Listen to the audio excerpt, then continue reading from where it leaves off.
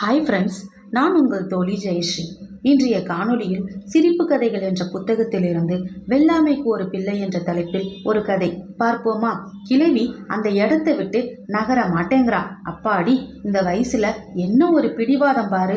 போலீஸ்காரர் ஒருவர் தன் சகாவிடம் சொல்லிக் கொண்டிருக்கிறார். கோர்ட்டு வாசலில் சொல்ல முடியாத கூட்டம். ஒருத்தரா 2 பேரா? ஒரு குடிசையை எரிக்க 35 பேரா என்று போலீஸ்காரர்கள் பேசிக்கொள்கிறார்கள். 2 நாட்களுக்கு முன் அந்த சம்பவம் நடந்தது. கிராமத்திலேயே கொஞ்சம் ஓங்கின கை பழனிசாமியுடையது. ஊருக்குள் மச்சு வீடு இருக்கிறது. ஊருக்குள்ள பாதி நிலம் பழனிசாமியுடையது.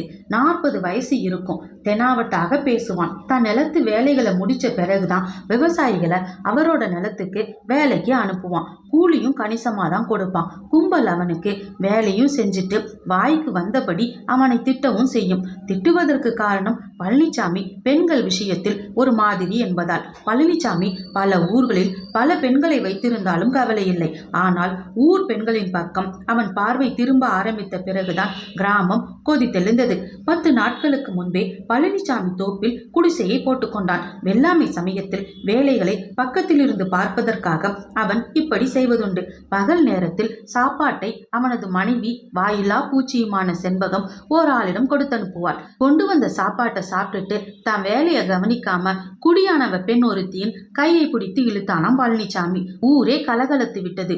ஊரை விடவும் ரொம்ப கலகலத்தவன் செல்லாத்தாவின் பிள்ளை ஆறுமுகம்தான். 25 வயசு. சொந்தமாக உழுது தங்கள் தேவைக்கு கவனித்துக் கொள்ளக்கூடிய அளவுக்கு துண்டு நிலம். செல்லாத்தாவுக்கு வயசு 75 தொட்டுடுச்சு. 45 வயசு வரைக்கும் அவளும் ஒவ்வொன்றா பெற்று பறி கொடுத்து கடைசியில் மிஞ்சியது இவன்தான். ஆத்தா, இந்த பழனிசாமி நம்ம செங்கோடம் பொஞ்சாதி கையை பிடிச்சி இழுத்துட்டானா. அட பாவி, அவன் கையில் கருணாகம் தீண்ட என்று செல்லாத்தா திட்டினாள். ஒரு பெண்ணுக்கு இழைக்கப்பட்ட கொடுமையை நினைத்து மனம் பதறி சாபம் கொடுத்தாள். ஆறுமுகம் சிரிச்சுக்கிட்டே, அவனை எப்ப கருணாகம் தீண்டது ஆத்தா? 60 வயசுலையா? அப்படியெல்லாம் சாபம் கொடுத்துட்டு சாமி பார்த்து பாருன்னு இருந்தா எதுவும் நடக்காதாத்தா. மனுஷங்கள்ல கெட்டவனையும் படைச்சி நல்லவனையும் ஏன் படைச்சான் சாமி? கோலையும் படிச்சு தைரியசாலையும் ஏன் படைச்சான் சாமி? புத்திசாலித்தனமா என்ன சொல்றாரு தெரியுமா என்றார். உங்ககிட்ட வந்து சாமி சொன்னாராக்கும். சரி, நம்ம நிலத்துல எப்ப வெள்ளாமைய ஆரம்பிக்க போற? ஒரு வேலை இருக்குதா ஆத்தா, அதை முடிச்சிட்டு என்றான். சீக்கிரம்டா, போன தடவையே நீ கொஞ்சம் அசந்துட்ட. நெல்லு பத்தாம வெளியில விலை கொடுத்து வாங்கணும். அட, வாங்கறதுக்கு காசு கொடுத்தல ஆத்தா, இருக்கிறது நீயும் நானும். இதுக்கு ஏன் ஆத்தா இப்படி கவலைப்படுற? இப்படியே இருந்துட முடியுமா ஆறுமுகம்? கல்யாணம் காட்சின்னு ஒன்று ஆக வேணாமா? நான் கண்ணை மூடுறதுக்குள்ள என் பேரப்பிள்ளைய பார்க்கணும்டா. ஆறுமுகம் சிரிச்சுக்கிட்டே, அதுக்கெல்லாம் இப்ப என்ன அவசரம் ஆத்தா? ஒரு வேலை முடிக்கணும். வெள்ளாமைய முடிச்சுட்டு நீ எந்த வேலையை வேணாலும் முடிப்பா. இத்தனை வயசு வரைக்கும் கௌரவமா வாழ்ந்துட்டேன். இனிமே போய் அங்க இங்க என்னால வேலை செய்ய முடியாது. தெம்பு இல்லை. அன்று அவளிடம் தலையாட்டியவன் தான் இன்று பழனிசாமி குடிசைக்கு நெருப்பை வைத்து அவனை வெளியே வர முடியாமல் செய்து உயிரோடு எரித்து 35 பேரில் ஒருவனாக ஆறுமுகம் லாக்கப்பில் அடைபெற்றிருக்கிறான். வழக்கு நடைபெற்று கொண்டிருக்கிறது. கிழவி செல்லாத்தா கோர்ட்டு வாசலையே குத்தகைக்கு எடுத்து கொண்டு விட்டாள். ஏ கிழவி, எத்தனை வாட்டி சொல்றது? இங்கிட்டு உட்காந்து அழுது ஊரையே கூட்டாத. ஒன்னும் நடக்காது. போய் வக்கீல பாரு. அந்த வக்கீல் யாருன்னு சொல்லுங்கய்யா, அவர்கிட்ட நான் பேசிக்கிறேன். அந்த நேரத்தில் தான் அரசாங்க தரப்பு வக்கீலான சுப்பிரமணியம் அங்கு வந்தார். என்னம்மா இங்கே கலாட்டா? செல்லாத்தா தள்ளாடியபடியே எழுந்து, ஐயா தர்மதுரை, நேத்தி என் மவனை குடிசைக்கு தீ வச்சதா சொல்லி போலீஸ்காரங்க இழுத்துட்டு வந்துட்டாங்க. சுப்பிரமணியம் செல்லாத்தாவுக்கு புரியும்படியாக சொல்கிறார்.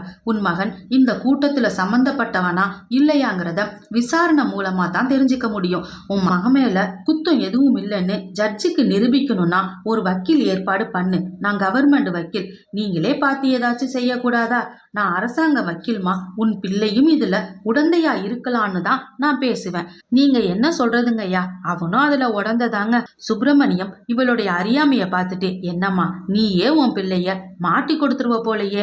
நீதிபதி விசாரிக்கிறப்ப உண்மையை எடுத்து சொல்லித்தானுங்க ஆகணும். ஏசமா, அவனும் இதுல உடந்ததான். அந்த படுபாவி பழனிசாமி 1000 பொம்பளை கையை பிடிச்சி இழுத்தவன் தான். இவனுக்கு ஆத்திரம்னா 2 தட்டு தட்டி வைக்கணும்.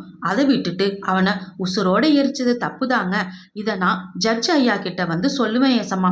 ராவி எல்லோரும் தீப்பந்தத்தோட ஓடினாங்க, இவனும் ஓடினான். அதுக்கு முந்தியே அந்த மனுஷனை பழி வாங்கணும்னு சொல்லிட்டு இருந்தான். சுப்பிரமணியம் அசந்துட்டாரு. கோர்ட்ல உன்னை சாட்சிக்கு அழைச்சா இப்படி வந்து சொன்னான், உன் மகன் எப்படி வெளில வருவான்? அவனுக்கு தர வேண்டிய தண்டனையை கொடுங்க, ஆனா வெள்ளாம சமயத்துல உள்ள போட்டுறாதீங்க.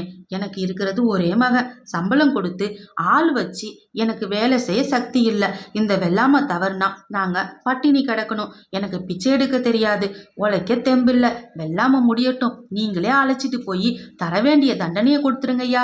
கிழவி பேசியதில் இருந்த நியாயம் வக்கீலை மட்டும் இல்லை, நீதிபதியும் ஸ்தம்பிக்க வைத்தது. ஆறுமுகத்தை மட்டும் வெள்ளாமையை முடிச்சுட்டு திரும்புகிற வரையில் கிராமத்துக்கு போய் வேலையை முடிக்கலாம்னு, வழக்கு முடிஞ்சு தீர்ப்பு சொல்லும் வரையில் தினமும் கோர்ட்டுக்கு வந்து கையெழுத்து போட்டு போனால் போதும்னு நீதிபதி சொன்னார். நீதிக்கு புறம்போ என்னவோ தர்மத்துக்கு உடன்பாடுதான். அந்த அம்மாவோட வெள்ளாமைக்கு மகன் வேணுங்கிற ஆதங்கத்தை விட தான் பிள்ளை செஞ்சது தப்புதான்னு ஒத்துக்கிட்டாலே அதை நினைக்கிறப்பதான் ஆச்சரியமா இருக்கு. அந்த ஒரு நியாய சிந்தனைக்காகவே மகனை வெளியில் விட சொன்னார் நீதிபதி. அந்த மகனும் தாய்க்கு ஏத்த பிள்ளையா? நானும் பந்தத்தை எடுத்துட்டு ஓடுனாங்க. கூரையில தீ வச்சதுல நானும் ஒருத்தந்தாங்க. 35 பேருக்கு சேர்த்து என்ன தண்டனை உண்டோ அதை கொடுங்கன்னு சொன்னான். மகனோட தண்டனைக்கு அப்புறம் செல்லாத்தா என்ன ஆனா? அவனுக்கு தண்டனை முடியறதுக்குள்ள மட்டும் இல்ல, அடுத்த வெள்ளாமைக்குள்ளேயே அவ ஆயுசு முடிஞ்சு போச்சு.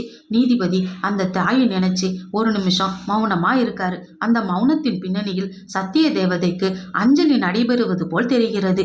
இந்த கதை பிடிச்சிருந்தா லைக் பண்ணுங்க, ஷேர் பண்ணுங்க, சப்ஸ்கிரைப் பண்ணுங்க. நன்றி நண்பர்களே.